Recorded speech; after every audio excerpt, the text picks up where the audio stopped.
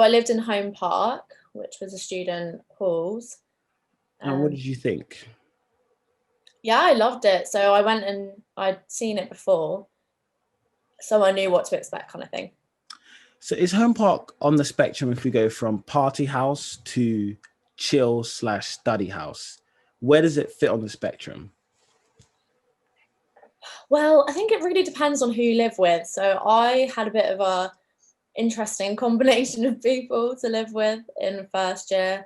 Was a lot of partying, but a lot of chill as well. And they had, I mean, they had study rooms in there that were separate to your flat that you could go down and just go in, and you had to be quiet in there, which was really good because I find it really hard to work and live in the same space, kind of thing.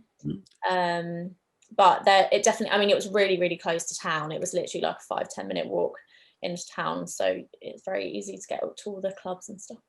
And your second year? Second year, I moved and lived in Winton.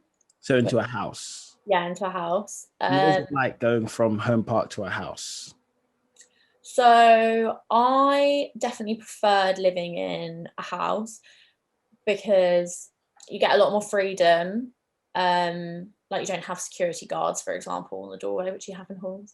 And we had like a driveway, and I couldn't, like, we didn't have that for cars unless you wanted to pay for parking in halls if you wanted to bring a car down. It's a walking distance to uni as well, which was handy. And I think it's just nice because you get to choose, because in first year you just kind of get put into a flat with loads of random people. And then in your second year, you get to choose who you live with. So by that point, you kind of make some ground and choose the people that you know you're going to get on with. So yeah, no, it was good. What do you think the best university accommodation is for first years? Oh God, I mean, For price. for price, I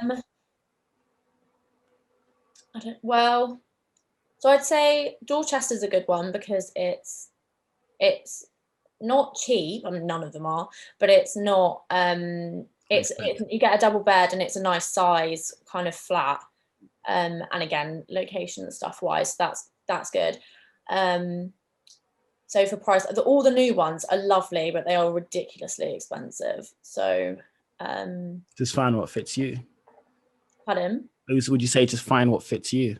Yeah, definitely. I mean, it's probably a personal thing, but I would never choose to like live somewhere unless I'd gone to see it, because you just need to get a feel for it yourself.